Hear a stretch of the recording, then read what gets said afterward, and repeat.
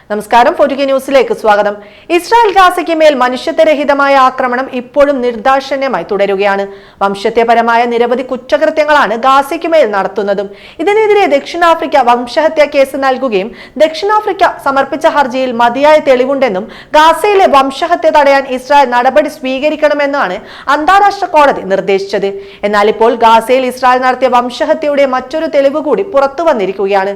ഗാസയിൽ പലസ്തീൻ തടവുകാരുടെ അഴുകിയ മൃതദേഹങ്ങൾ അടങ്ങിയ കുഴിമാടങ്ങൾ കണ്ടെത്തിയതായാണ് റിപ്പോർട്ട്. ഇതിനെതിരെ അന്താരാഷ്ട്ര അന്വേഷണം ആവശ്യപ്പെട്ട് പലസ്തീൻ അധികാരികളും രംഗത്ത് വന്നിട്ടുണ്ട്. കൈകളിൽ വിലങ്ങുവെച്ച് കണ്ണുകൾ മൂടപ്പെട്ട നിലയിലുള്ള തടവുകാരുടെ മൃതദേഹങ്ങളാണ് ഗാസയിൽ കാണപ്പെട്ടത്. വടക്കൻ ഗാസയിലെ ഹമാദ് സ്കൂളിന് സമീപമാണ് ഏകദേശം 30 മൃതശരീരങ്ങൾ കറുത്ത പ്ലാസ്റ്റിക് ബാഗിലായി കണ്ടെത്തിയത്. വധശിക്ഷയ്ക്ക് സമാനമായ രീതിയിലാണ് പലസ്തീൻ പൗരന്മാരെ ഇസ്രായേൽ സൈനികർ കൊലപ്പെടുത്തിയതെന്ന് പലസ്തീൻ അധികാരികൾ കുറ്റപ്പെടുത്തി. ഇസ്രായേലിന്റെ കൂട്ടക്കൊലയെന്ന് വിശേഷിപ്പിച്ചുകൊണ്ടാണ് പലസ്തീൻ വിദേശകാര്യ മന്ത്രാലയം കഴിഞ്ഞ ദിവസം അന്താരാഷ്ട്ര അന്വേഷണത്തിന് ആവശ്യപ്പെട്ടത്. ഗാസയിലേക്ക് സംഘം നേരിട്ട് വന്ന് സത്യാവസ്ഥ മനസ്സിലാക്കണമെന്നും ഇസ്രായേൽ ജനത കാട്ടുന്ന വംശഹത്യയുടെ ആഴം തിരിച്ചറിയണമെന്നും ഇത് ഇസ്രായേൽ നടത്തുന്ന വംശഹത്യയിലേക്കുള്ള തെളിവാണെന്നും മന്ത്രാലയം വ്യക്തമാക്കി. സ്കൂൾ പരിസരം വൃത്തിയാക്കുന്നതിനിടയിൽ ഒരു കൂമ്പാരം കാണുകയും അത് പരിശോധിച്ചപ്പോൾ മൃതശരീരങ്ങളാണെന്ന് മനസ്സിലായതായും സാക്ഷികളിൽ ഒരാൾ അന്താരാഷ്ട്ര വാർത്താ ഏജൻസിയായ അൽ ജസീറയോട് പറഞ്ഞു. കറുത്ത പ്ലാസ്റ്റിക് ബാഗുകൾ കണ്ടു. അവ പരിശോധിച്ചപ്പോൾ അഴുകിയ നിലയിലുള്ള മൃതശരീരങ്ങളായിരുന്നു.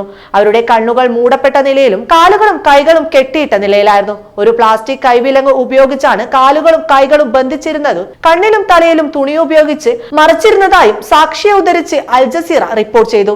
ഇസ്രായേലിന്റെ ഈ ക്രൂര നടപടിയിൽ മനുഷ്യാവകാശ സംഘടനകൾ ഇടപെടണമെന്ന ആവശ്യമായി ഹമാസും രംഗത്ത് വന്നിട്ടുണ്ട്. നിലവിൽ ജീർണിച്ച നിലയിലായതിനാൽ തന്നെ മൃതദേഹങ്ങൾ തിരിച്ചറിയാൻ സാധിക്കില്ല. മാത്രവുമല്ല പല ശരീരങ്ങളും അസ്ഥികൂടങ്ങളായി മാറിയിട്ടുണ്ട്. പക്ഷേ ആളുകൾ ഇപ്പോഴും ഈ സ്ഥലത്ത് വന്ന് തിരച്ചിൽ നടത്തുന്നുമുണ്ട്. നേരത്തെ തന്നെ തടവിലാക്കപ്പെട്ട പലസ്തീൻ ജനതയെ ഇസ്രായേൽ സൈന്യം ദുരുപയോഗം ചെയ്തതായി റിപ്പോർട്ടുകൾ വന്നിരുന്നു. തടവുകാരോടുള്ള ഇസ്രായേലിന്റെ മോശം പെരുമാറ്റം അവസാനിപ്പിക്കണമെന്ന് കഴിഞ്ഞ മാസം ഐക്യരാഷ്ട്രസഭയുടെ മനുഷ്യാവകാശ പ്രവർത്തകൻ ആവശ്യപ്പെട്ടിരുന്നു. ഇതിനിടയിലാണ് ഇപ്പോൾ ഇസ്രായേൽ ഗാസയിൽ നടത്തുന്ന വംശഹത്യയുടെ മറ്റൊരു തെളിവ് കൂടി പുറത്തു വന്നിരിക്കുന്നത്.